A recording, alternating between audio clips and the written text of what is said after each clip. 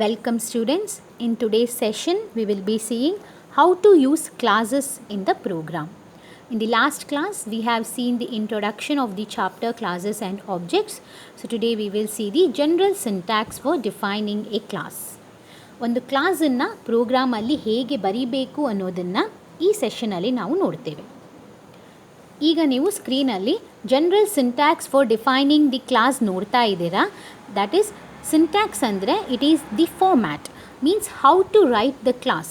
ಪ್ರೋಗ್ರಾಮಲ್ಲಿ ಕ್ಲಾಸನ್ನು ನಾವು ಹೇಗೆ ಬರೀಬೇಕು ಅಂತ ಒಂದು ಫಾರ್ಮ್ಯಾಟ್ ಇದೆ. ಓಕೆ, ಸೊ ಅದನ್ನು ನಾವು ಸಿಂಟ್ಯಾಕ್ಸ್ ಅಂತ ಹೇಳ್ತೇವೆ. ಓಕೆ, ಸೊ ಒಂದು ಕ್ಲಾಸನ್ನು ನಾವು ಇದೇ ಫಾರ್ಮ್ಯಾಟಲ್ಲಿ ನಾವು ಪ್ರೋಗ್ರಾಮ್ಸಲ್ಲಿ ಬರೀಬೇಕು. Okay, so what you are seeing is the general syntax for defining the class.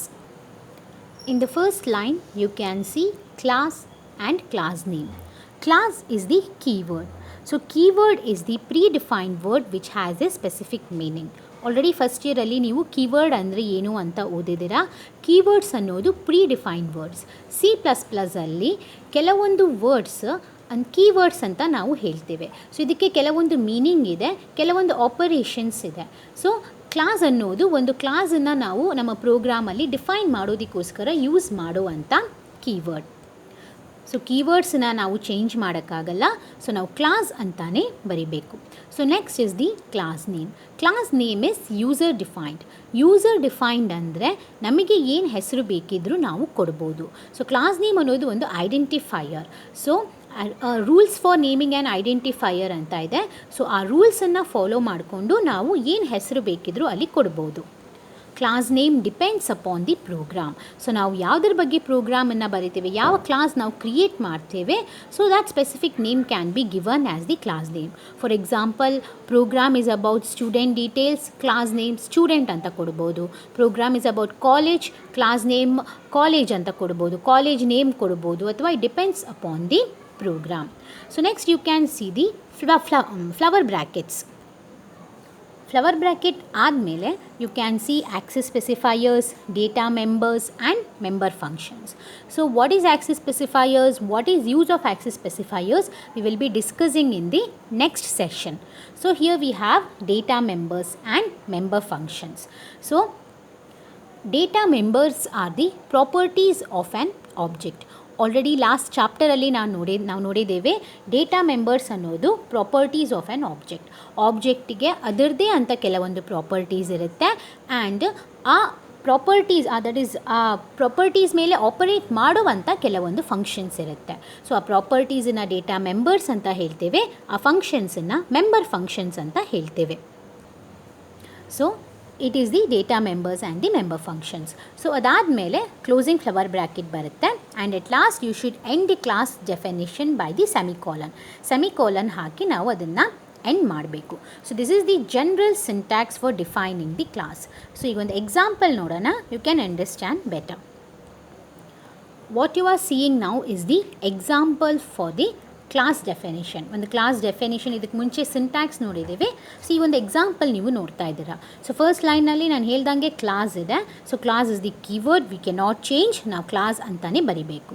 So next ಅದಾದಮೇಲೆ you can see student. Student is the name of the class. As I told you, it is user defined. ನಾವು ಏನು ಹೆಸರು ಬೇಕಿದ್ರೂ ಕೊಡ್ಬೋದು depending upon the program. So ಅದಾದಮೇಲೆ opening flower bracket ಬರುತ್ತೆ. So next you can see ಅಲ್ಲಿ private public ಅಂತ ಎರಡು ಆಕ್ಸೆಸ್ ಸ್ಪೆಸಿಫೈಯರ್ಸ್ ಇದೆ. ಸೊ ಆಕ್ಸೆಸ್ ಸ್ಪೆಸಿಫೈಯರ್ಸ್ ನೆಕ್ಸ್ಟ್ ಸೆಷನಲ್ಲಿ ನಾವು ಅದು ಏನು ಅಂತ ನೋಡೋಣ, ಯಾಕೆ ಯೂಸ್ ಮಾಡ್ತೇವೆ ಅಂತಲೂ ನೋಡೋಣ.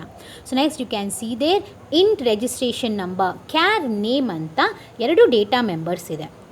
ಸೊ ಆಲ್ರೆಡಿ ಹೇಳಿದಂಗೆ data members are the properties of an object. So ಈ ಒಂದು ಎಕ್ಸಾಂಪಲ್ ನಾವು ಸ್ಟೂಡೆಂಟ್ ಬಗ್ಗೆ ತೊಗೊಂಡಿದ್ದೇವೆ. ಸೊ ಆಲ್ರೆಡಿ ಹೇಳ್ದಂಗೆ ಒಬ್ಬ ಸ್ಟೂಡೆಂಟ್ನ ನಾವು ಒಂದು ಆಬ್ಜೆಕ್ಟ್ ಅಂತ ತೊಗೊಂಡ್ರೆ student roll number, student name properties ಆಗುತ್ತೆ.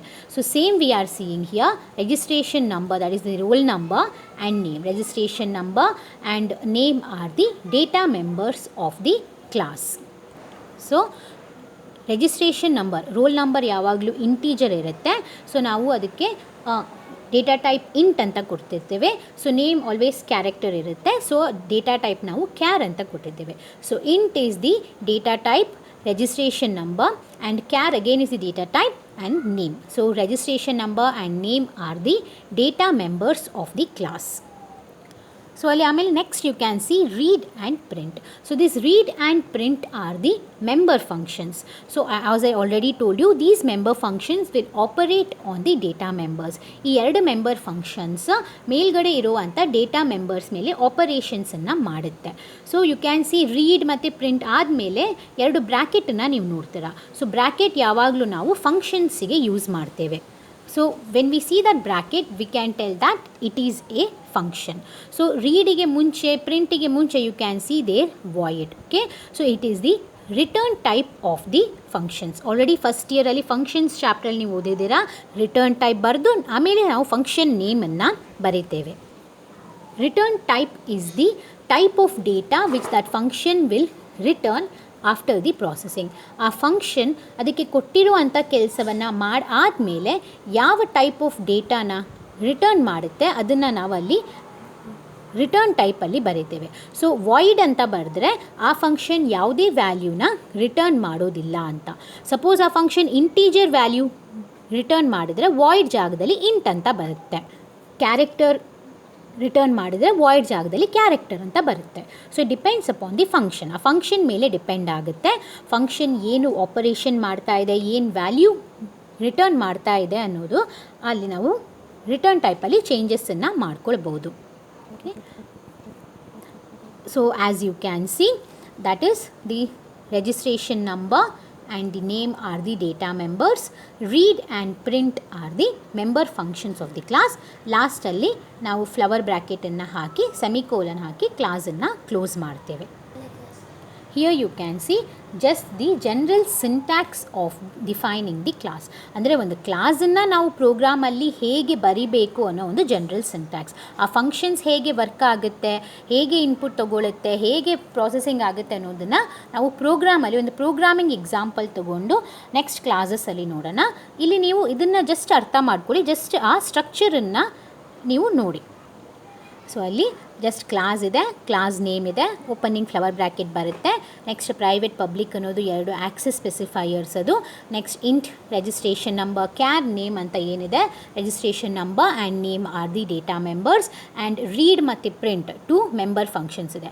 ಇಲ್ಲಿ ರೀಡ್ ಫಂಕ್ಷನ್ ಏನು ಮಾಡುತ್ತೆ, ರಿಜಿಸ್ಟ್ರೇಷನ್ ನಂಬರ್ ಮತ್ತು ನೇಮನ್ನು ಇನ್ಪುಟ್ ತೊಗೊಳುತ್ತೆ. ಪ್ರಿಂಟ್ ಫಂಕ್ಷನ್ ಏನು ಮಾಡುತ್ತೆ, ರಿಜಿಸ್ಟ್ರೇಷನ್ ಮತ್ತು ನೇಮನ್ನು ಔಟ್ಪುಟ್ ಕೊಡುತ್ತೆ. ಓಕೆ, ಇದು ಜಸ್ಟ್ ಒಂದು ಎಕ್ಸಾಂಪಲ್.